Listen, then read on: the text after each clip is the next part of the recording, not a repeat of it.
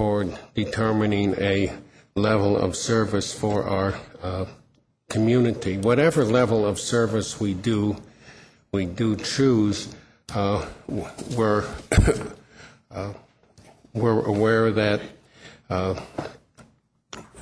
we will need a more aggressive private property policy. That is, we will need to work on the responsibilities and access of private property. And to that end, as you may recall, we the committee at our May meeting agreed to ask the vice mayor to appoint a task force on that subject and to bring back recommendations to the committee. Vice Mayor Gorton is working on that.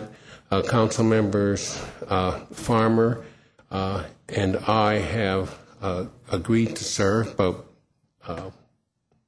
more council members will be needed and welcome. So council members on this committee or on the larger body who might be interested in working on this task should check in with the vice mayor, and we hope to have that task force up and running by the time that we come back from summer recess in August. Charlie Martin, who would have delivered this report, has grand jury duty and is obligated 2 days a week to the court system, and this is one of those days. And so John Steinmetz, who is the project manager for the remedial measures plan, will do today's presentation. Welcome, Mr. Steinmetz. Commissioner Taylor, and I see Mark York and Susan Bush are here as backup. So committee members, if you're ready, I think Mr. Steinmetz is ready, and we can begin. All right. Thank you, Chairman Blues.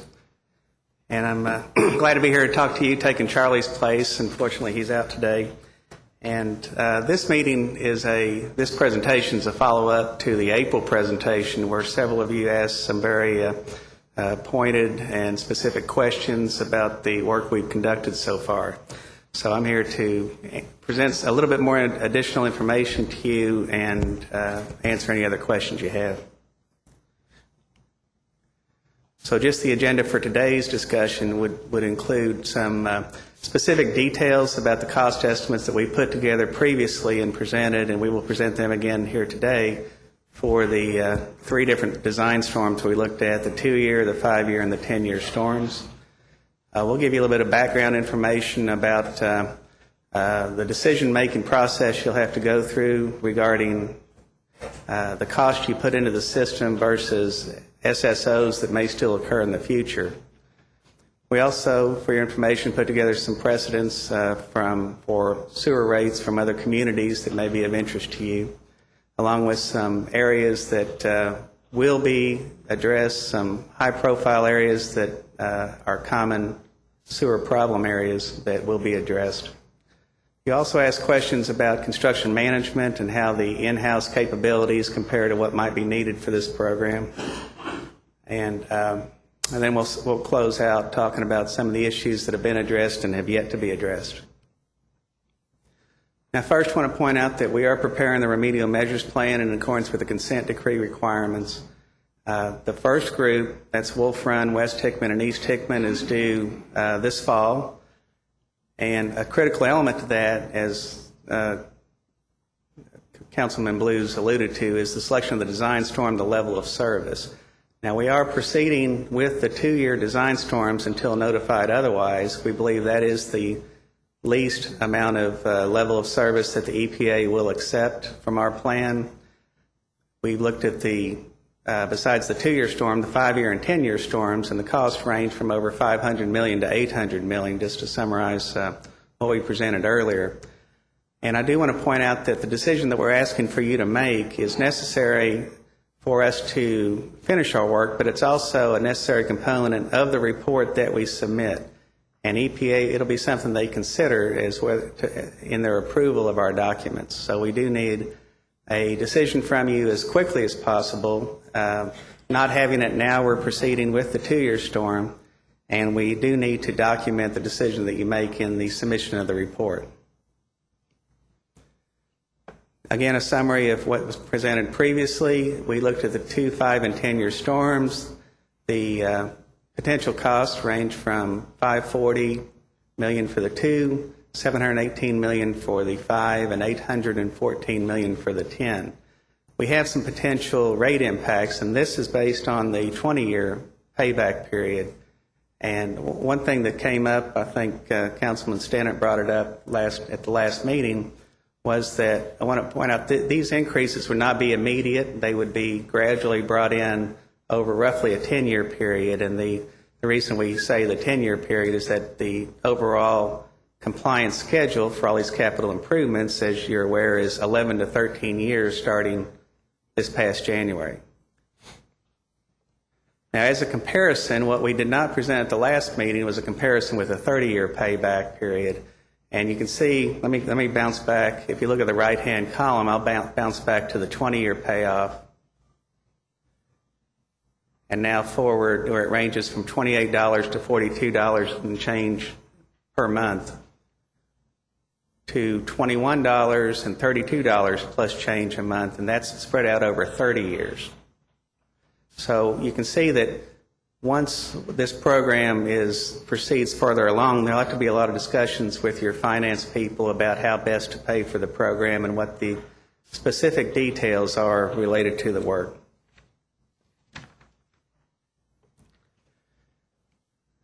Now, getting back to the program, I think Councilman Martin asked about it, was what exactly is in the cost estimates that we put together so far. So to help you understand that, we prepared some maps of the 2-year upgrades for all 7 watersheds throughout the city.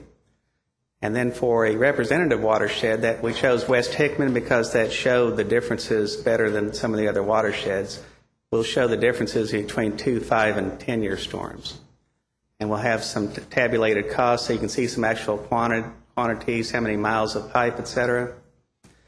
But we also want to point out that the work we've done so far is to give you an order of magnitude cost about the total program size. So it's an initial concept, initial estimates, and as we go through trying to finalize our plans, we'll be looking for more cost-effective means so that these costs will change before the plan's finalized. These are just the initial estimates.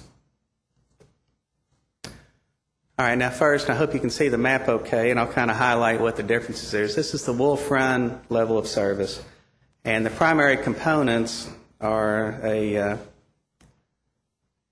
equalization basin. It's basically a storage tank down near the bottom of the watershed, along with the blue lines that represent trunk sewer improvements that would take place. Now you see that a couple of the trunk sewers coming downstream of the Picadome pump station and upstream of the Picadome pump station, those are not shown to require capacity upgrades. Excuse me, because the Picadome pump station diverts flow straight to the treatment plant, and a second parallel line was put in this area. So if you're basically, we're showing that the entire trunk sewer system, the backbone of the watershed, is undersized to handle the water we're expected to see.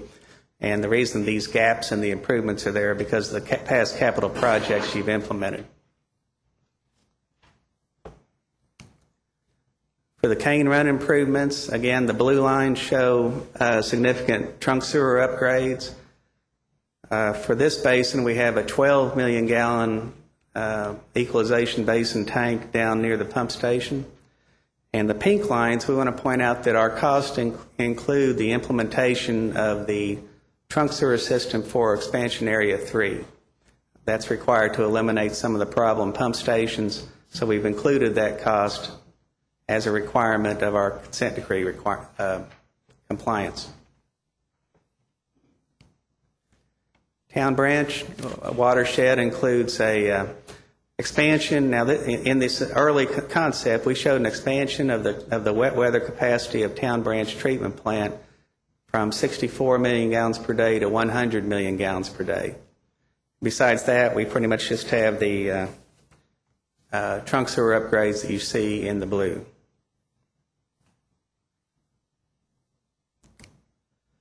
Now, South Elkhorn has the least amount of work proposed right now. You recently constructed the South Elkhorn Pump Station and Force Main. According to our modeling, to handle the 2-year storm in South Elkhorn, all we need to do is add an additional pump at the pump station.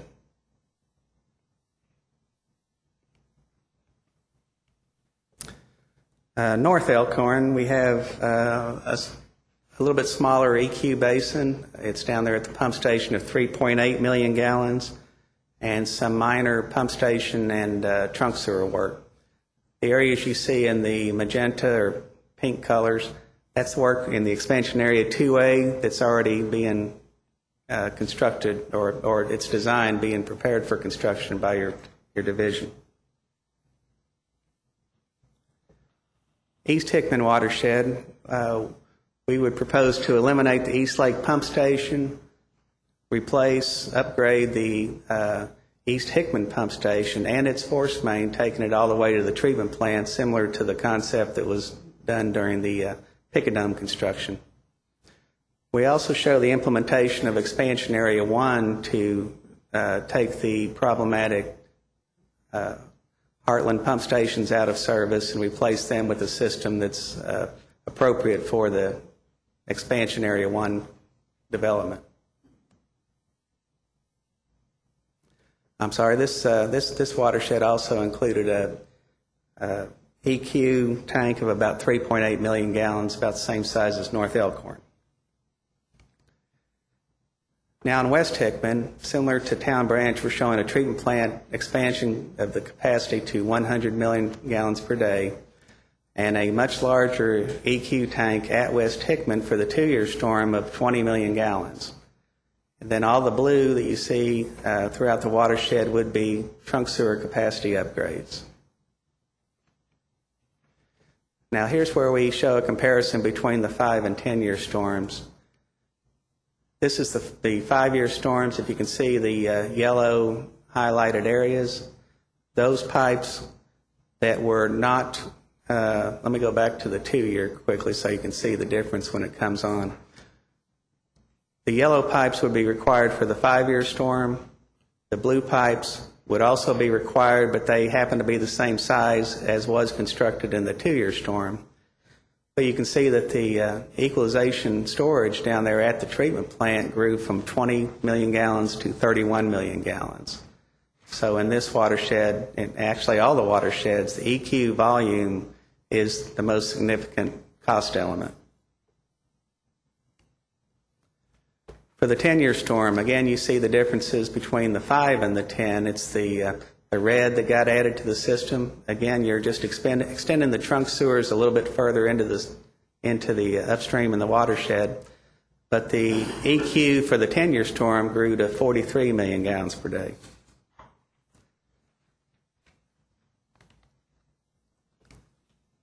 Now this is the tabulation. I'll leave this up for a few minutes in case you want to take a closer look at it. This is a tabulation of the primary construction items for each of the 3 storms. The total footage that we've got shown there, the 2-year storm would be about 53 miles of pipelines.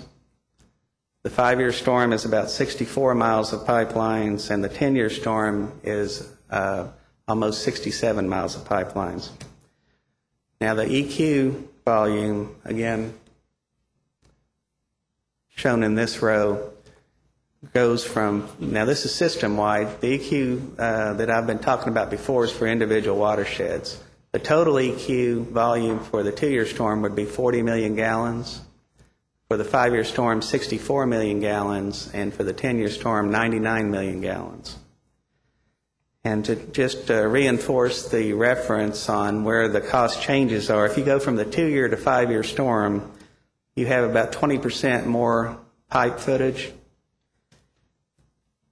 You have 60% more EQ volume. And going from the 5 to 10-year storms, you have only 4% additional pipe footage, but 55% more EQ volume. Now I'm going to back up a slide and I'm going to reinforce another point, and this is the 10-year storm slide for West Hickman. It's very interesting to note that if you choose to construct the 2-year storm system right now, that is all the pipes that are shown in blue.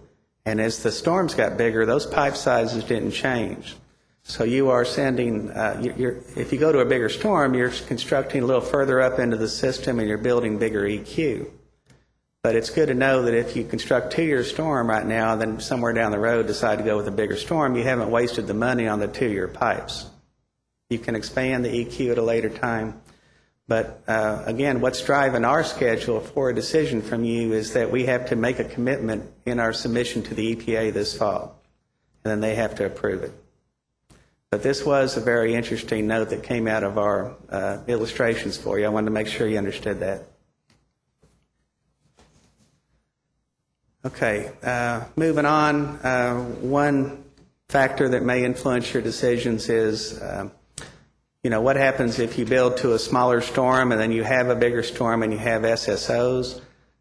This slide was included in our last presentation to you, and it highlights the fact that if you construct the improvements and then have an SSO at a location where it was eliminated for the 2-year storm, you will have to pay a penalty, and the fines are defined in the consent decree. And they range from $1,000. The $1,000 is for an SSO that where less than 5,000 gallons escapes from that point. The upper range is the $5,000, which would be a major SSO that allowed over 100,000 gallons to escape.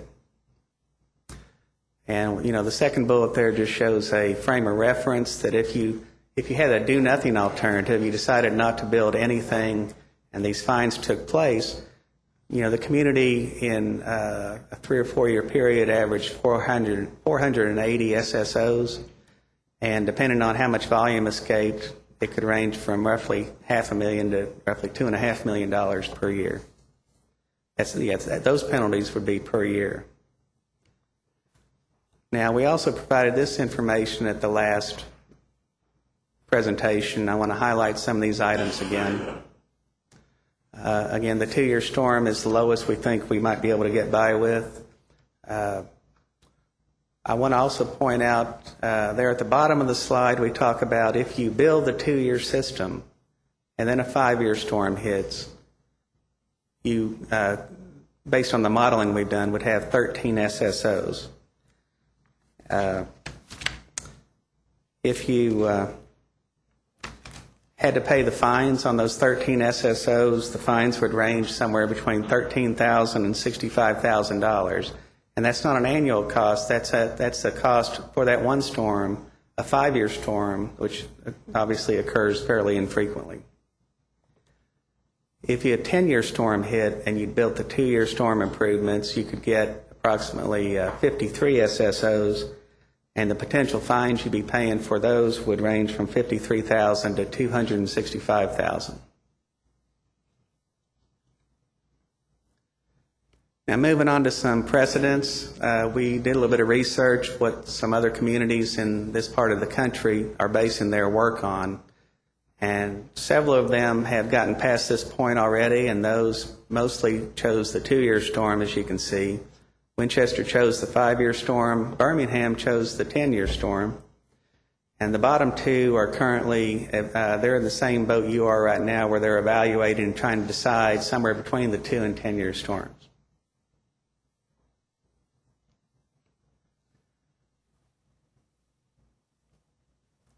One other factor is how you're going to pay for these improvements. What we've talked about so far in the earlier rate slides were if we spread the cost involved over the 106,000 sewer accounts that you've got. Now, one community, Louisville, has that type of a surcharge on each account, although they have a separate part of their work that's being paid straight from water usage. The other cities we contacted, they just simply raise their sewer rates, so it's spread out across the board. which would have the major water users paying a higher percentage of the cost than the lower water users. A couple of slides on how your current sewer rates compare with some other communities. This is from the Bluegrass Area Development District data that's on their website. You can see you're pretty much in the middle. Your rates right now are $20.22, and all of these rates are based on an average residential usage of 4,000 gallons per month. I want to point out that some of the cities that are on the right-hand side that have sewer rates, they've had some major improvements, or they're further along in their system. So it's not that it's more of a timing issue. I mean, your rates will end up rising. You're going to have to pay for some improvements, and at some time you're going to be sliding to the right here. Other communities that are lower than you may have to slide to the right. Now, based on some other, this graph shows some other cities nationwide. Lexington sits at the low end. I should point out the U.S. average is $28.71 right now. And then you see some of the other communities, including Louisville, Cincinnati, Knoxville, nearby. And the two largest ones there on the right is Birmingham. You remember they chose the 10-year storm. And Atlanta, which is much farther along time-wise in their system, and they've already implemented most of their rate increases.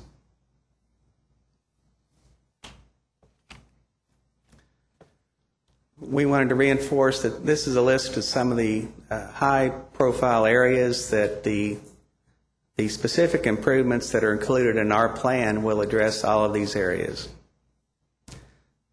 Now, the very bottom bullet, I want to emphasize that besides these improvements, these problem areas being resolved, the Division of Water Quality has a long-term I&I program and other rehab. So it's not that the problem areas that are further up into the system and the collection system aren't being addressed. They are being addressed.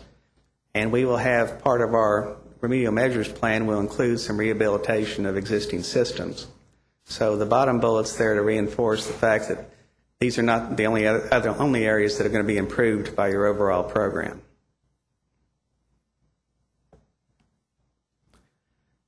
We want to have a reminder of some of the consent decree required projects that you've already taken care of. The North and South Elkhorn ones, Dixie and Deep Springs are going on right now.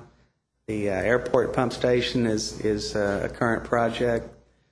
And then there's been quite a bit of other system work that DWQ has been implementing for the past several years to help get water out of the system, stormwater out of the system, so that the potential improvements that have to be constructed are reduced.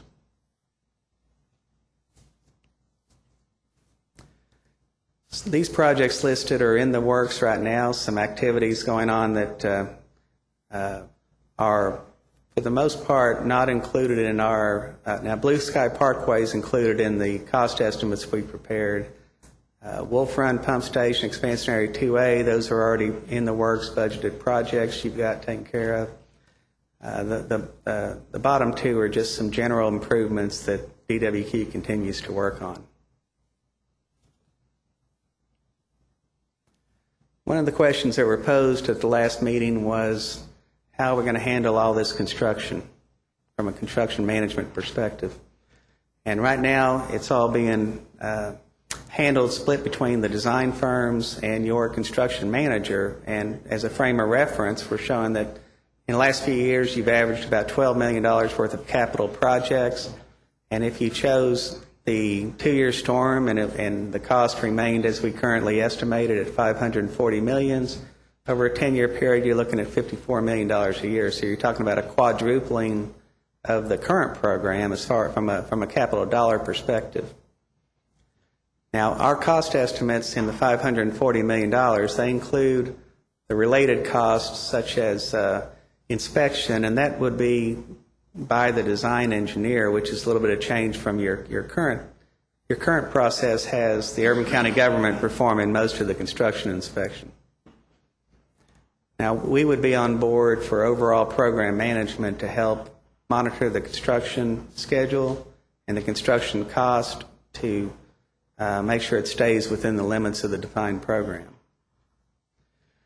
But we're going to need some help, and this bottom bullet really reinforces something very important to us, is that the ways the Urban County government has always conducted business in terms of procuring services for design and construction and acquiring easements and other real property need to be streamlined to a great degree, or else this program that's on a very short time frame relatively from the EPA, the 11 to 13 years, that's going to be extremely difficult to meet if we don't streamline some of these issues. I know Chairman Blues kind of alluded to the private property task force. That's another item that should be expedited to the degree practical, because we need to know how effective it is trying to get the water out of the system before we're sizing some of these improvements. Now, just in closing, just a reminder of the things we're asking of you is the selection of a design storm for us to proceed with, base our plan on, and submit to the EPA, and then progress made on the private property task force. So with that, I'll take any questions you have. Committee members, our system is down, so just raise your hand if you do have questions for Mr. Steinmetz or any of the other folks who are here. Vice Mayor Gordon has some questions first, and then Councilmember Martin. Thank you, Mr. Chair. Thank you very much, John, for your presentation. My first question is back on page 4 and 5, and I know Commissioner Driscoll was here, so maybe, I don't know if there's anybody in the room who wishes to answer it, but the 20-year versus 30-year loan just on the, if you look at the surface on a 2-year, for example, the rate that people will pay is lower, but we spread our loan out over a longer period of time. So have most cities, is there any consensus about 20-year versus 30-year bonds? Do you know? Well, I'm not an expert in financing, but the KIA loans are generally based on 20-year payback period. And the reason we brought this out to 30 years is that if you have early projects, if you've got a funding for the projects that in the first few years at a 20-year period, and then compared to the later projects at the end, the last projects you finance 10 years from now with another 30-year loan, the total aggregate time from the acquisition of the first loan to the payoff of the last loan would be somewhere approaching 30 years. That's why we thought that was it. So it's not necessarily that each loan would be 30 years. It's just the overall. And this is order of magnitude cost, just to give you an idea of what we're looking at. Okay. And then could you go on page 19 and page 22, you talked about the different cities, and Atlanta, of course, we're nothing like Atlanta, but Atlanta has high rates on page 22, but they've chosen a 2-year design storm of 2 years. So, and you said they're pretty far along. Do you know if they purposely chose a high rate to get done faster? Or what's the... To be honest, we didn't take our research to that level. We can find out if you'd like to know. It may be that they have implemented, rather than phasing in their rates, they may have jumped right in and started charging the higher rates. To be honest, I'm not even sure if this is the terminal rate for them, whether it may be getting even higher than that in the future. Okay. Well, the Nashville, Louisville on this page 22, Nashville, Louisville, Knoxville, Atlanta, and Birmingham, well, not Birmingham, but those have all chosen a 2-year storm but have very, wide range of rates. So I'd be curious if you can find out anything about what that's about. We can. One other thing I'd point out is that Lexington is somewhat unique. It's a pretty good-sized city, but it's sitting on top of the watersheds.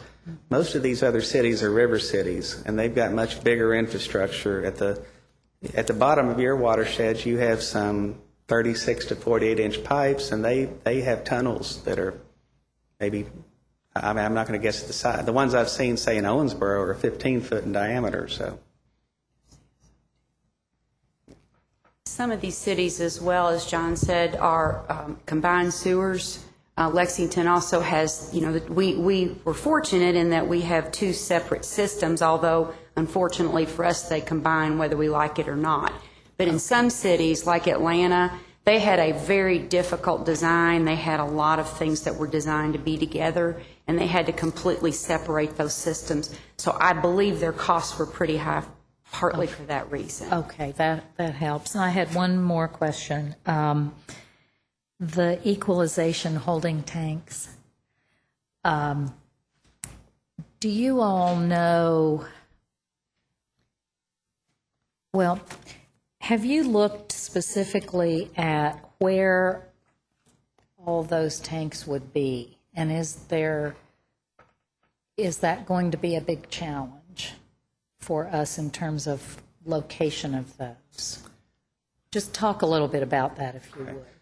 we have taken some early looks at where potential sites are for EQ that would work hydraulically, as well as being in properties that may be available. But for the plans we're submitting so far right here, they're generally located at pump station sites and at at West Hickman treatment plant. Okay. So right now, the plans we're showing don't show any smaller tanks up in neighborhoods, things Okay, like that. However, I want to reinforce that this is an early concept to get an order of magnitude cost, and it may be that a preferred solution may have other EQ sites located within the city. Okay, and those are below ground or above ground? There's different types. Or does it depend? There's different types. Okay. If they're below ground and it's gravity flow in, you have to pump it out. If it's and you have some issues with below ground tanks due to the high rock, the shallow rock, I should say, in this area. There's different types of EQ basins. Okay, thank you, thank you. Councilmember Martin. Thank you, Chair. John, thanks for coming, and this is just the information we needed. And I thought it was very enlightening and crucial to understand that the 10-year infrastructure uses the same core infrastructure as the 2-year, and that by making this decision, we aren't, if we went with a 2-year, we wouldn't have to dig it up to do the 10-year. 10 years is actually an extension of that, and I think that's a real key piece of information. And I'm sure Charlie said it to about 100 times, but sometimes you just need it one more time. So. I understand that this program is designed to address point of discharge problems at pump stations and such as the South Elkhorn pump station or other pump stations. Is that a fair assessment? Our scope is to eliminate the SSOs that are identified in the consent decree. However, the work that we've done so far was to, if we're going to upgrade the system, we upgrade it to a point where the capacity assurance program would be, the requirements of that would be met, so that if you invest in this much money in your infrastructure, you have set it up to be appropriate for future development. So, well, I guess where I'm leading is that if these, we had a magic wand and make these improvements happen and they're done, this isn't necessarily going to keep sewer out of people's basements, because I didn't see the work extending into neighborhoods. These are main branch type of upgrades. So when I've got, a whole street full of neighbors with sewer in their basements, this isn't going to fix that, is it? there will be many that would be fixed for the properties that are located along the trunk sewers that get addressed. There's a lot of SSOs that you have in basements that are up into the system where DWQ's separate long-term, you could say permanent rehab program is going to be nicking away at that list. And so our work on getting the water out of the system, the projects we have over in Georgian Way and those types of things where we're identifying where rainwater intrudes into the sewer system. And then also this new grant program, which we're going to tinker with to see how we can address some of the immediate concerns with folks who are in this system. Those things have to happen because this isn't going to fix those for the most part. And Charlie, do you have? Add something. Welcome back from jury duty. Yeah, we're on an extended lunch break, so I might have to leave here quickly. The analogy I would give on how it's going to benefit some of the neighborhoods will be is that it's like the UK game letting out all at once, and it ended at the last second. Vine Street's all choked up because there's too many cars, but it backs up into the neighborhood. So if you're trying to get out of your driveway and all that, the traffic jam is perceived to be over there. It's the same thing with the sewer system. In some of those neighborhoods where we have problems with disruptions in service and maybe water in basements, sometimes it's the situation it just can't get out of that neighborhood. It's stuck on the freeway. It's stuck on the freeway, and so making those pipes larger and being able to increase the size of the pump stations will help move that downstream water out of the way, so the additional water that's getting in the upstream areas has got someplace to go. But that doesn't replace minimizing the amount of water that gets in there in the first place. So all these are all part of the same thing, though. Yes, and will those other things get funded with this program? Yes, that's it's part of the ongoing rehabilitation, both in the neighborhoods and making the downstream system large enough to where those two things will meet together, and we will have a successful reduction in sanitary sewer overflows. I came in, John had already finished his presentation, so I may be repeating things that he's already said, but we're choosing a particular design storm. Folks shouldn't get confused that means we'll never have SSOs again, because most people realize, including the regulatory community, we can't afford any type of circumstance. So if we're talking about 2-year storm, that's what we're going to design for, 5 or 10. But if we have a 25-year storm, who knows? Chair, if you will give me the wink or the nod when I have to stop. Our timer's not working. But so the 30-year bond rate, I guess my concern about having the length of the bond rate is this is going to be a significant new tax, or certainly an increase in our fees to the rate-paying citizens. And what we have to remember is that people choose a community and how much it costs to be there, and this is going to add about when it's up and running $300-400 even at a 2-year to folks' monthly bills. And so I think we as a council have to consider how much are we willing to put on folks. Certainly a 30-year makes it about $20 a month. The 20-year bond would make a 2-year storm facility upgrade about $28, and so I think that's one of our decisions, obviously, as to whether to go with 30 or 20, and obviously it would be great to hear from folks about what their thoughts on it are. I guess my last question, and I apologize if I have one more, will the storage tanks overwhelm neighborhoods with smell? Because that's 30 million. I don't know if you have the tank, but are these going to be underground or on top of the ground, overground, or? Well, it's premature to know that quite yet, but I should point out that they would be used infrequently, only during major events, and when they're used, it's with mostly very highly diluted water. It's mostly stormwater that's getting into them. And generally, the EQ tanks have maintenance activities after the event where they get cleaned out. So I'll add something anecdotally. A few years ago, Rod and I went up to Dayton, Ohio, Montgomery County Sanitary Engineering there. I used to work there, and so they have storage tanks in their system about the last 10 years. So we were interested in that. They said they had invested considerable amount of money into odor control equipment, but never turned it on because it's not there long enough for it to stink. Essentially, they recycle it, but within hours after the storm, as soon as the flows start dropping down, you start pumping it back out of the system. Are these above ground or below ground? A combination of both. They have one that is above ground 100% because it's located primarily in an industrial neighborhood, and so there's not an aesthetic issue. One they have partially above ground and partially below ground, and it's right at the entrance of Wright-Patterson Air Force Base, and it kind of blends in with the scenery there. We would take those same aesthetic considerations in as we cite storage tanks. As John pointed out, I mean, the depth of rock will add a significant cost to offline storage if we put below ground.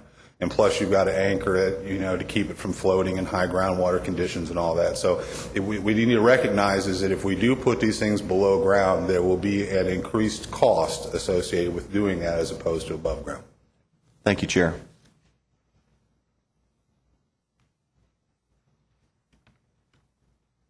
Councilmember Stinnett. Thank you, Chair. Mr. Steinmetz, thank you for coming today and pitch hitting, I guess, so to speak, for our directors on jury duty, and hopefully that's going well for you.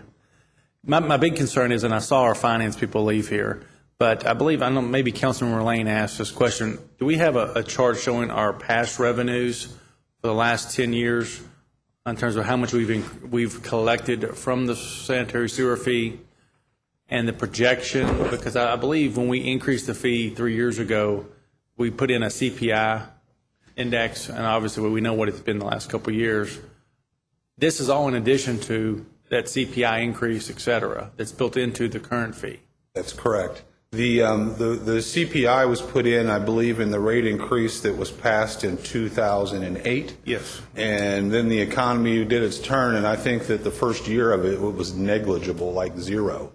And in this past year, I think it was somewhere between 1% to 2%. So, in either case, has it paid off dramatically for us? Director Barrow and I have had several conversations about engaging budgeting and finance into this. I know they've been they spent a lot of time getting you in a position to where you guys could approve an FY12 budget for the general fund. So now it's time for them to turn their attention to this issue.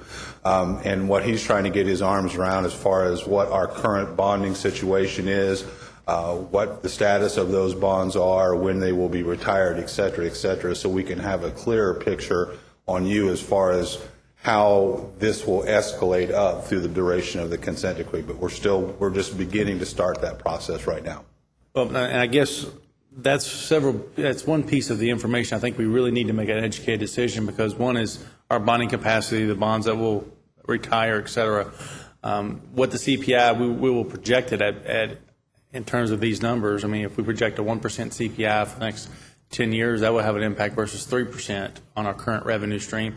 As well, since this is based on water usage, I don't know if there's any data out there that shows you, has our consumption actually been going down? Thus, we would receive less revenue, and this number may be a little low going into the future. I don't know if you accounted for all those type of things when you gave us the numbers here on the chart, and that's what I'm concerned about. I'd like to see our financials.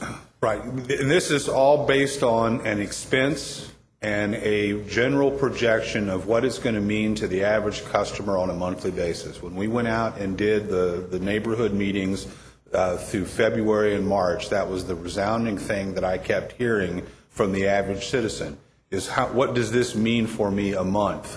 And what they were interested in particular is what's the difference between 2, 5, and 10? If I'm going to buy insurance, how much am I going to pay more for this much more level of insurance?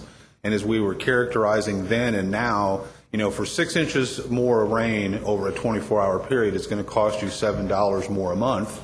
Okay, that helps me make a decision. The 2-year storm is what I think John has said, and I know I've said in the past, is EPA is not going to let us get away with anything less than that. And so the 540 is really basically, based on what we know right now, is the starting point. And then those other numbers are there for people to make a decision that, based on what we know right now, is it worth it to me to want a higher level of protection? How many dollars per inches of rain is this going to cost me? Well, and I appreciate this chart being put together. It gives you a good framework to work within. But I think the real question for us up here is what you said at the beginning. That's based on the expenditure. But what about our revenue side? Will it be increasing in the future? Will it be decreasing? I mean, 3 years ago in 2008, we saw some projections about where it would be, in 2011, 12. I like to see those again and see it compared to our expenditures. Is this number realistic? Is it low? Is it high? I mean, it could make a big difference. Well, like I said, Ryan and I talked a couple of times, and we're working on that right now, and that we'll get that post haste. The anecdotally is that personally the 2150 is scary to me based on what I know about our current revenue situation, and so when you go to those higher numbers, it just gets scarier.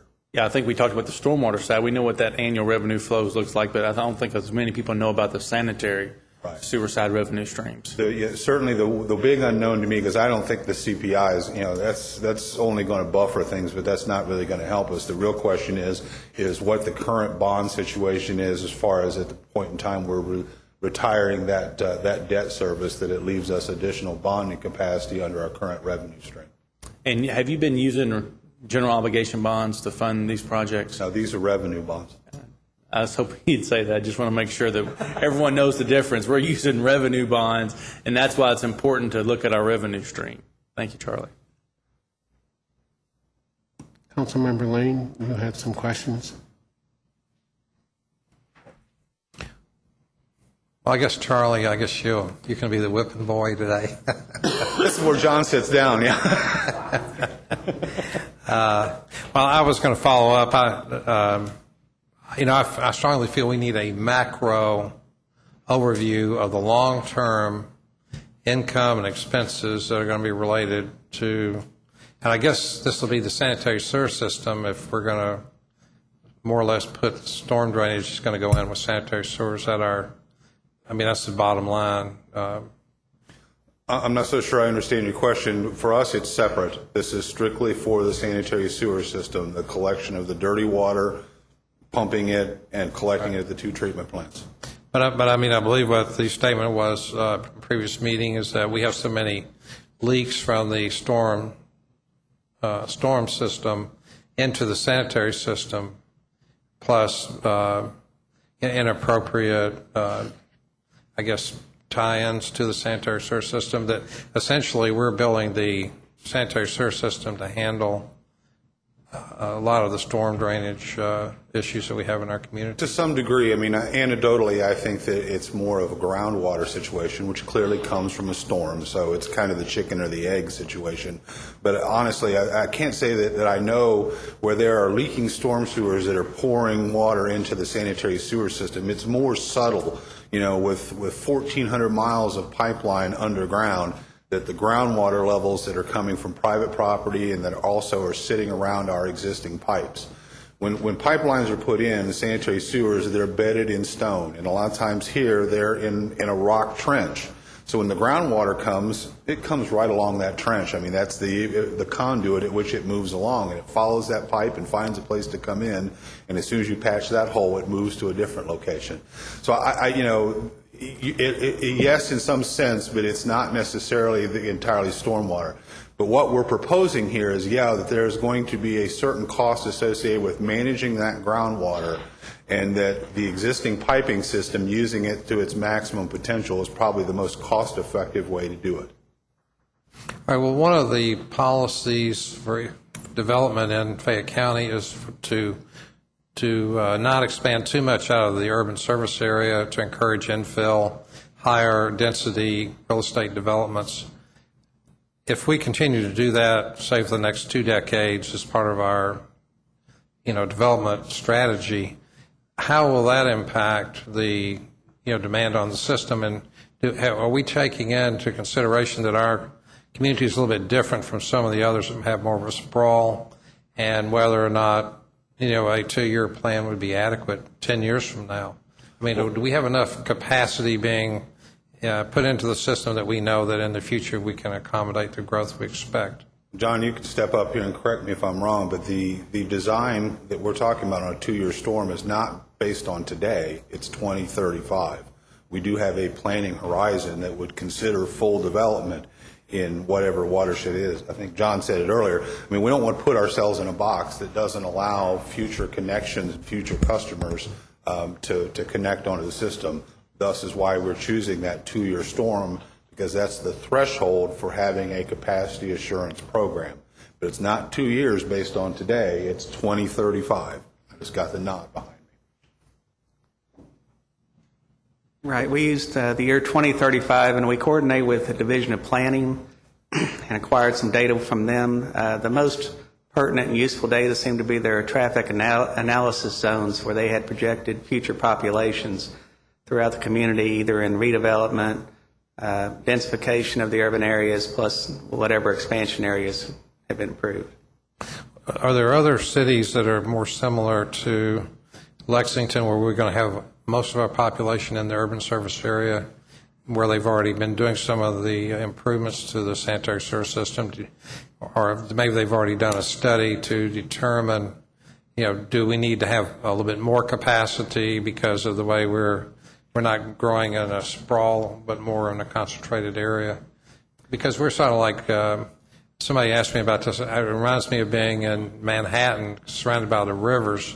We're in Lexington, the urban service area is surrounded by horse farms, and I don't see us really moving out of the urban service area that much, so we're going to have higher and higher density as time goes by.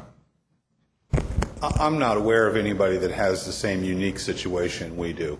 Knoxville is the one I'm most familiar with. I've talked with them many times over the last couple of years. They use it actually to drive their growth, their capacity assurance program. So I think we are unique in that sense, in that it will be difficult for us to benchmark with other folks. The infill and redevelopment will put a pressure on our oldest infrastructure, whether it be sewers or roads or anything else. And I think you're right on target as far as making sure that we amply consider that, in particular in areas where we maybe want to encourage infill and redevelopment. Is again, we're giving you these baseline numbers here in order for you to try to make a decision, but that doesn't mean during the course of the plan that we can't elect as a community to make it bigger if we want to. There's the difference between what you have to do under the consent decree versus what you want to do. It would be my recommendation to the council is that we, in this plan, we set ourselves a benchmark, but we've set ourselves a benchmark that we can meet, and if we choose to exceed that, that's on us, as opposed to something that if we fail to do it, that they could go back to the Department of Justice and claim that we violated the consent decree. Well, of course, my concern is if our council votes to do 2-year plan, a 5-year plan, or 10-year plan, and then 10 years from now the 2-year plan is inadequate, then we've probably made a bad decision. We're talking between $500 million and $750 million in investment over that period of time. So I'm thinking maybe we need to be more considerate of our situation, and maybe we should go for a larger storm. That's certainly the will of the council. It's all a risky proposition. In the late 80s, everybody thought man of war was big enough. I mean, it just is. It's a risky proposition, and that we have to take what we best know right now and try to make an informed decision. But I think you're right. I mean, this is something I personally have tussled with quite a bit as far as, are we going to make this big enough, particularly in the areas that maybe we want to change the character of who we are. I think my closing comment is that I think that the administration and your division probably should make a recommendation to us as to what you think is the best plan, because I don't believe that the council members are adequately knowledgeable about the engineering, the cost, the construction timelines, the EPA agreement, and the micro detail that you all would be involved in. And I think it would be better to have a recommendation. If you say of all the plans, we think the 5-year plan under our circumstances is best, or the 2-year plan, and then maybe make a presentation on that and the cost, so that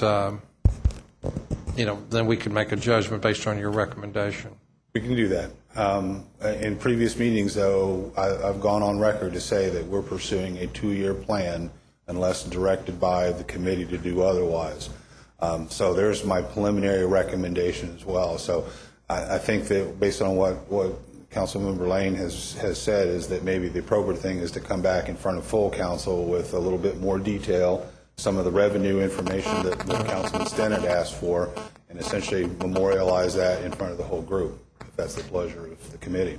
Okay, well then, and I think that would be terrific then if you could take the 2-year plan and do your 10-year, revenue estimates, your cost estimates, and, the debt service and operational expenses, so we could look at sort of a long-term plan, what it would cost. Related to that, I mean, just so I can again go on record for this won't be the last time you folks see this, is that as we develop this plan, we'll be putting the meat on the bones as far as the specific projects, the specific schedules, because the council, the committee, you want to weigh in on those as well, because that's going to be the indicator of when dirt is flying in your particular council district, and you're going to want to know that. and have the opportunity to weigh in on that before we send that to EPA. But duly noted, and we will do that.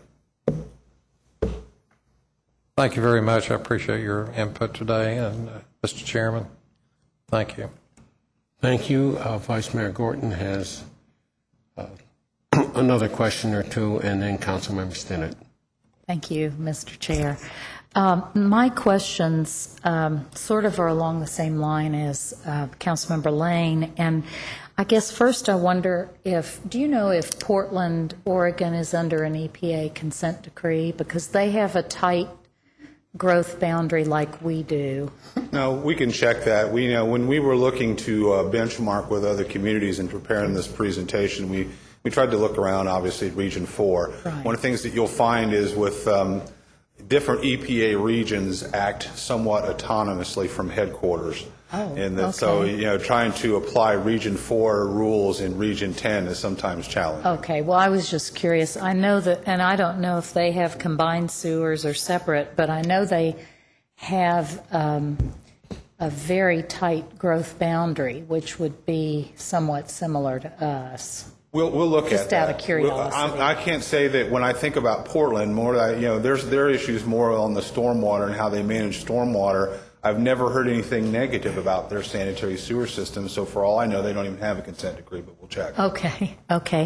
And then, John, this also goes a little bit to some previous questions. You said, I believe, that the pipes are sized for future development, and that the plan is for, was it 2035? Right. Is that correct? And then in your maps, you pointed out the expansion areas, EA1 and East Hickman, EA2A in North Elkhorn, and EA3 in Cane Run.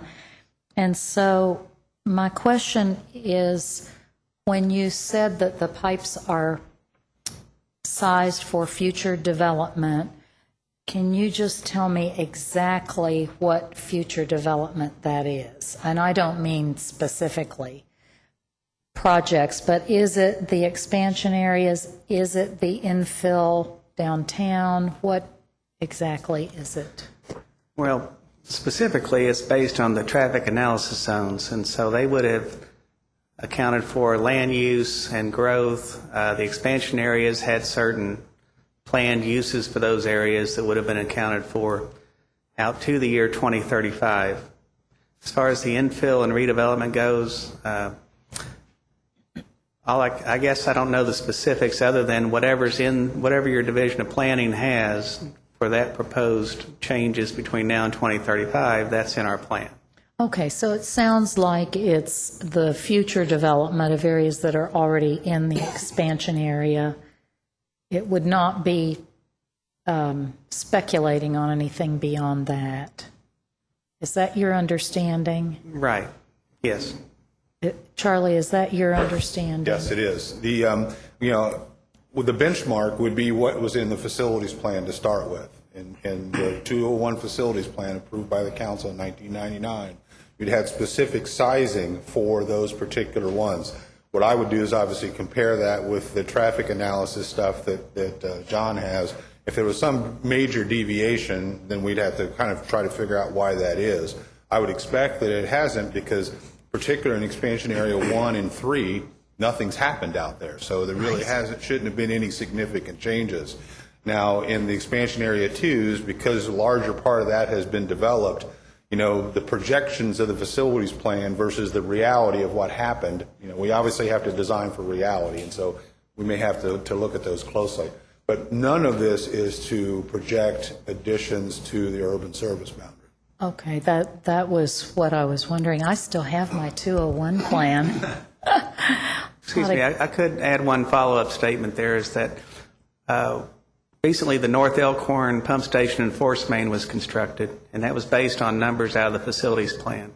Okay. And we went through our exercises, prepared models, and it was good to see that our numbers were very, very close to what was the pump station was designed for. Okay, very good. All right, thank you very much. Councilmember Stinnett?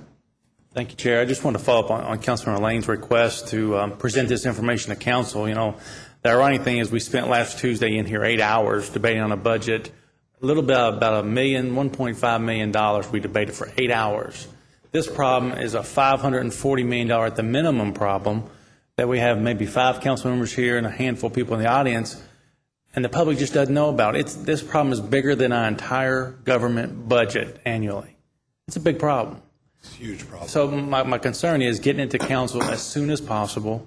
The second is how are we going to educate the public so that everyone understands the situation? I mean, because obviously some of us have been through this several times, but what are we going to do to educate people? Because I don't think they really understand the grasp of how bad our sewer situation really is. And if you come in here talking about another $21, yes, most people can assume on your water bill that that's going to be impacted, how they're going to feel about that. But what's the real problem, and how are we going to address that to education to the community, Charlie? Yeah, that's a good question, because you can invite people to come to the public meetings, but unless you have the real hook, it's hard to get the people that are not the normal people who pay attention to this stuff.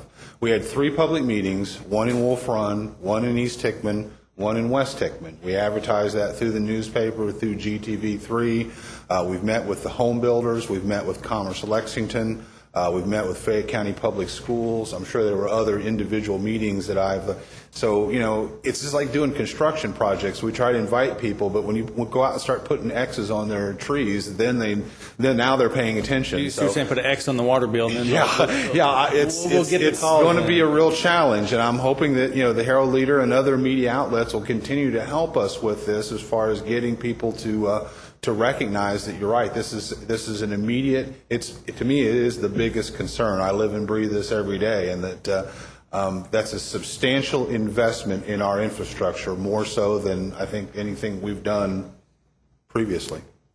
And I would agree with you, and that's why I bring that up. And we spend a lot of times debating over, pennies compared to what problem this really presents to our community. And I think everyone needs to be educated, especially on this council, as to what impact it's going to have for future generations. So whatever we can do to collaborate on getting, one, the message to council, but two, to the public is very important. I'm sure that Mark York's sitting behind me taking notes on this as far as coming up with ideas. And I've said this before, though, also, too, as daunting as this seems to be from a cost and a implementation standpoint, hopefully we as a community will be able to keep our minds around the opportunity that it presents as well.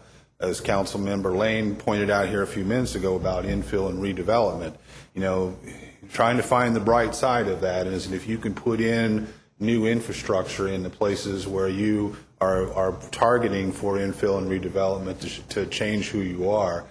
In the end, even though we've spent a lot of money, that we maybe got a lot more bang for our buck out of it than just a plain new sewer. Thank you, Charlie. Thank you, Chair.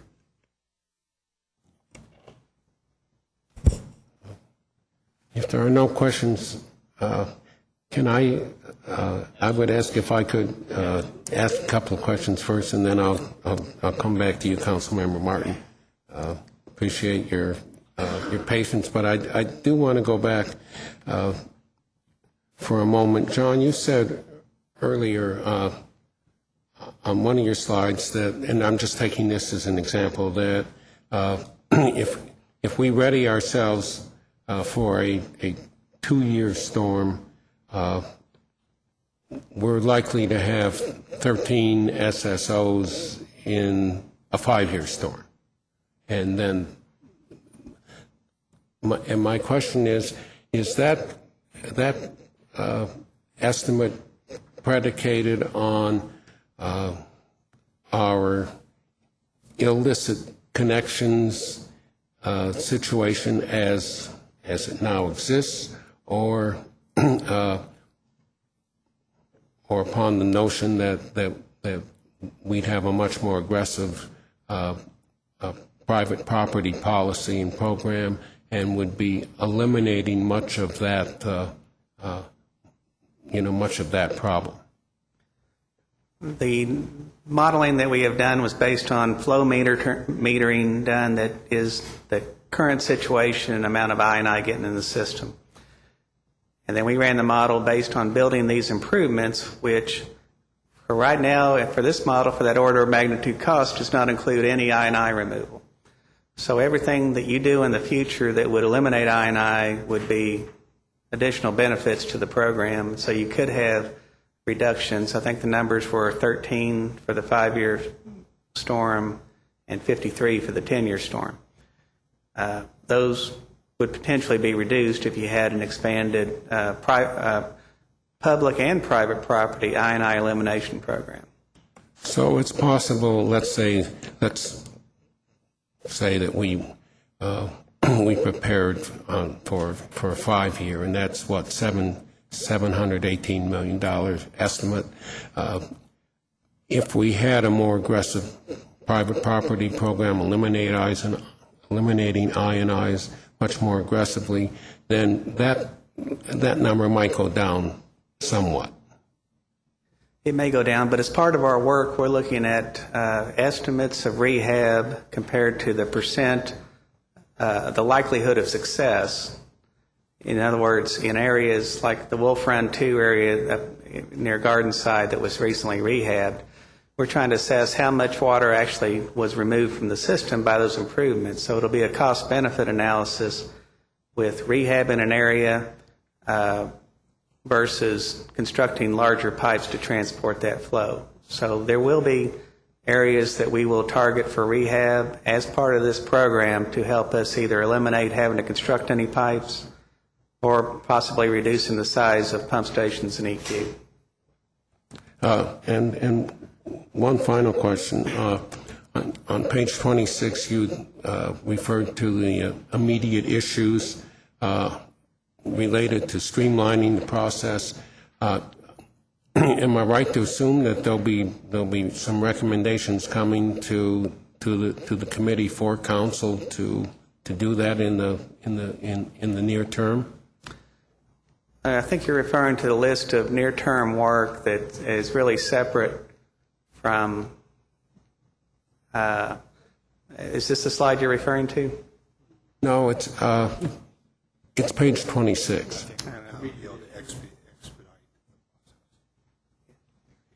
The immediate issues slide.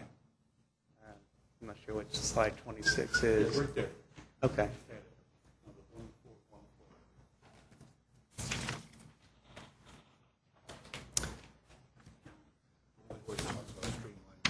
Okay. Okay. Yeah, the bottom bullet here, is that the one you're referring to? That's it. Okay. The issue I was trying to make, and I'm not sure exactly what your question was on this, but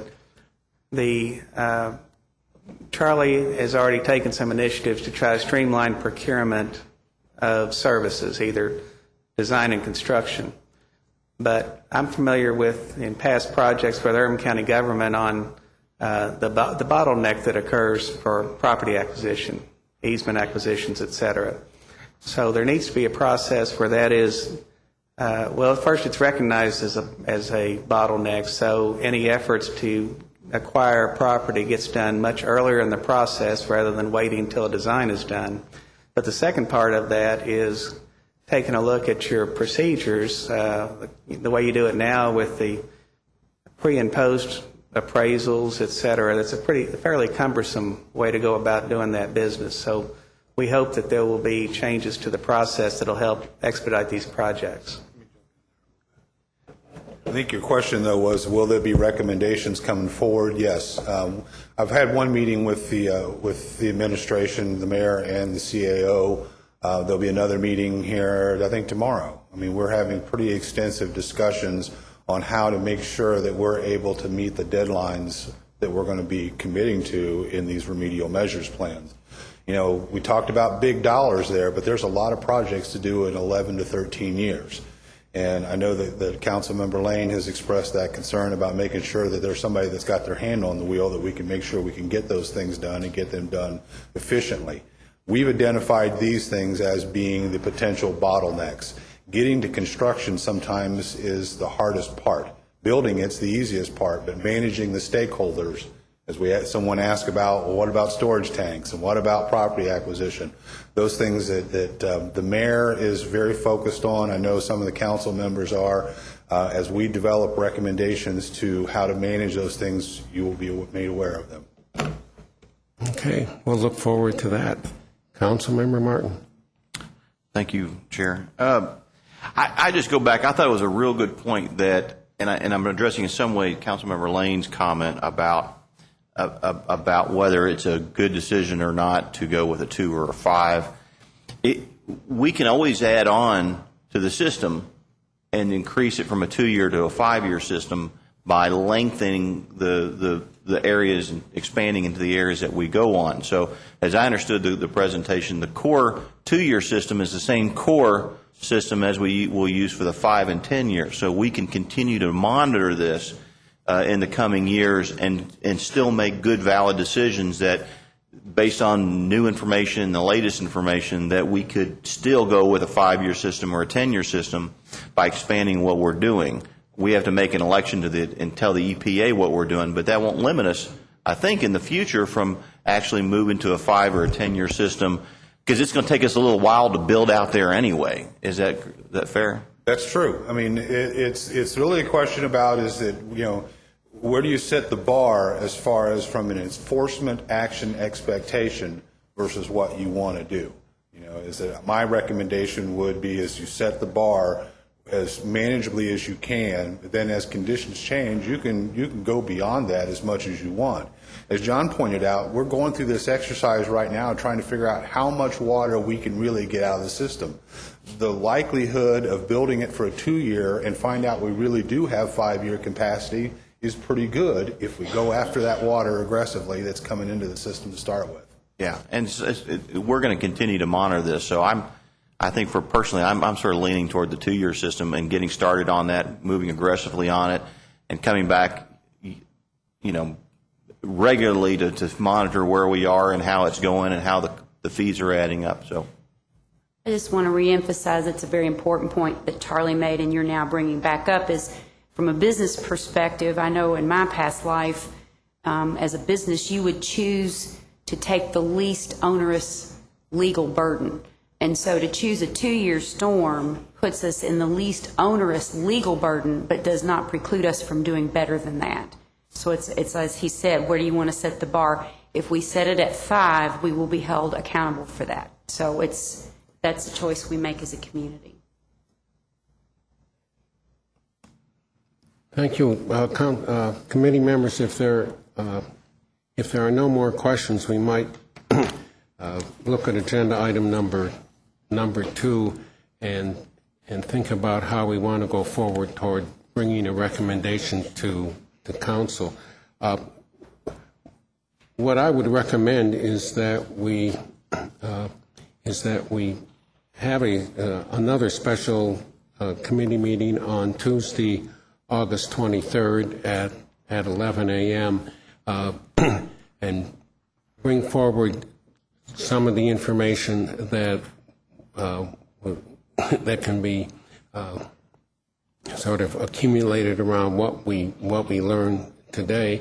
Councilmember Stinnett's and Lane's points in particular about the financials that we're going to need, so that we can then at that meeting make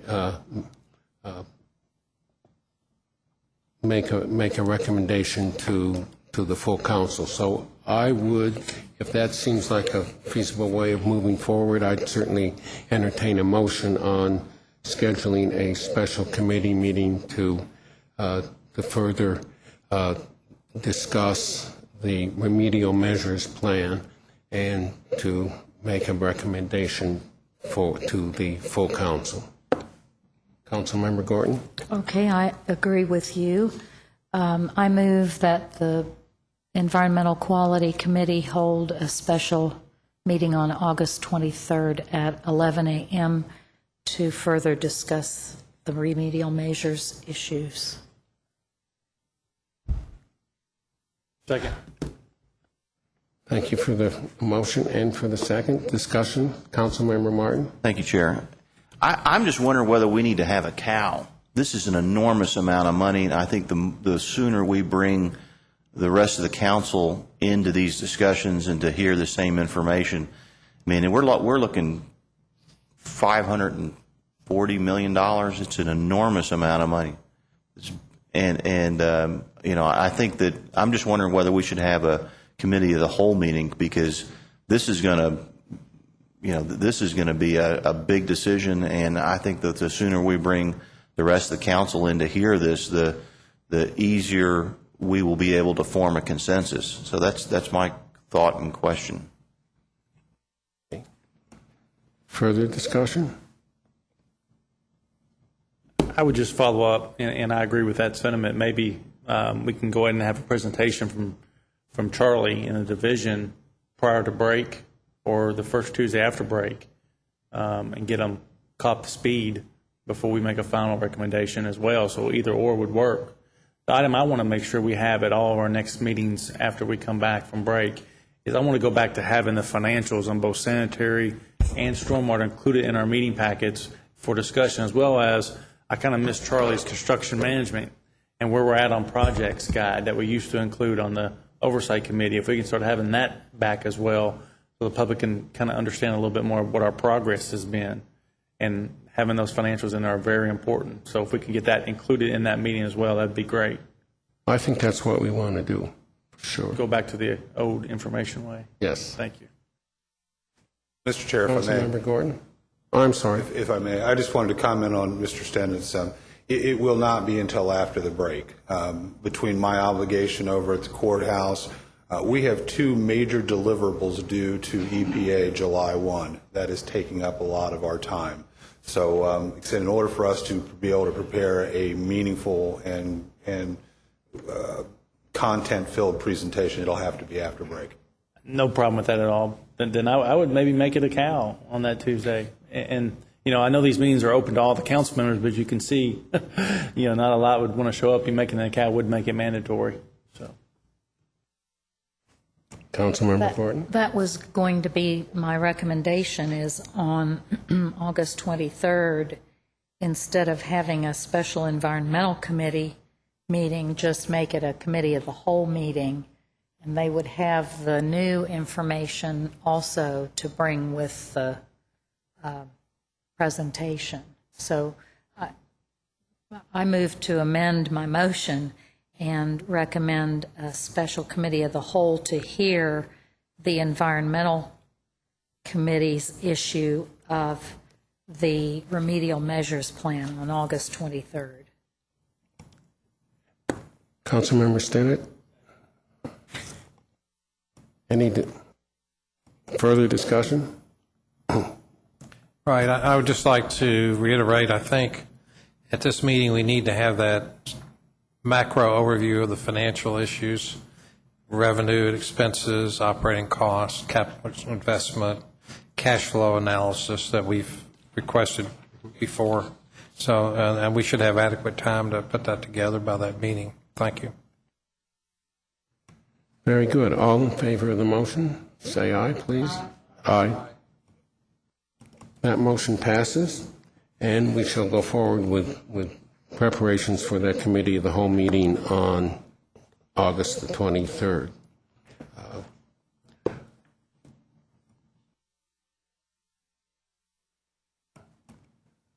One further item, and as you know, we try to leave some time toward the end of our meetings for public comment, and I think we do have one speaker who wanted to make a public comment at the end of our meeting today, Mr. Kushi. If you would come up to the podium, sir, and give us your name and address for the record, and you'll have 3 minutes.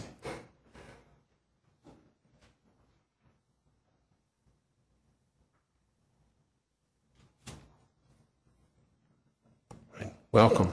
Good morning. Hope that everyone is having a good first day of summer. Thank you for the opportunity to offer an opinion. My name is Edward Cushy. I am half owner and operator of Hillcrest Memorial Park at 2089 Versailles Road. I am all for clean water and completely agree with the ads in the present campaign by the Department of the Environmental Quality and try to live and operate my business accordingly. I appreciate and agree with most of the information, I can't read my writing here, presented by the Division of Water Quality at these meetings. I am against the high and unfair and overtaxation and fees of the LFUCG. I stand here before you angry at myself for standing idly by while the hugely unfair water quality management fee was concocted by the LFUCG under the direction of the Department of Environmental Quality, Division of Water Quality. The unfairness of the water quality management fee cannot be explained in this short time, so I'll skip that. However, based on this example of the very unfair water quality management fee, I stand here before you afraid that the Division of Water Quality is going to again mislead the council into another catastrophic failure of unfairness and again unfairly overcharge only certain groups of their choosing, like my small business. I am afraid that the LFUCG is going to destroy my small business once and for all with their astronomical unfair fees and exempt the big polluters and culprits for no good reason and let them go free again. I believe that the Division of Water Quality will not follow the mission of the remedial measures plan and will not have sufficient accountability on what they will do with the taxpayers' money. I beg and plead that you, the LFUCG, will stop inventing new taxes and fees to unfair place on my small company. We pay you more than enough already while you let the culprits go. Be fair and make the culprits and polluters pay. We can take no more. I am not here to antagonize. Rather, I am here today with an attitude of listening and learning about this very serious issue of the remedial measures plan. I am very serious and concerned about clean water and natural resources. I am also very serious and concerned about paying too much in taxes and fees to the LFUCG, which are unfair. Perhaps in the future, I can offer 2 cents worth of opinion to this committee and hopefully not be charged in return another grand fortune in taxes and fees invented by the LFUCG. To help me, a concerned citizen, understand, I have some relevant questions for Mr. Martin or the Division of Water Quality. These questions do not have to be answered now because of time constraints. Perhaps later I will email these questions to him. I'm sure that he will be glad to communicate back with me when he has time. Who or what groups will be suggested to pay the tax fee resulting from the remedial measures plan? Who will be suggested to be exempted or not paying this tax and fee? Who will be suggested to receive reduced rates while the others pay this tax and fee? What role can plumbers play in preventing or terminating illicit connections? Can plumbers be obligated by the LFUCG to rectify and or report illicit connections when they encounter them? I presume plumbers are not allowed to install new illicit connections? Okay. Does the LFUCG pay for the redirection of illicit connections on private property? Does the LFUCG do the work for these redirections? To where are the illicit connections redirected? And one more thing. Point number 22 from the Environmental Quality Committee meeting agenda May 3rd, 2011. Concept, green infrastructure, best management practices. Description, adopt green infrastructure, best management practices in building development practices and identify retrofit opportunities that will result in water quality improvements.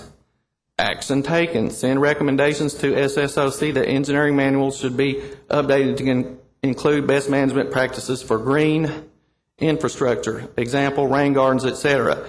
My final question. Does this not mean that the LFU suggests that green space does lower runoff and pollution and improve water quality? That's all I have to say. Thank you very much.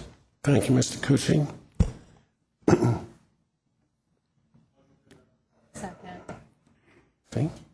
All in favor? Aye. And we are adjourned, and we will gather again as Committee of the Whole on August 23rd.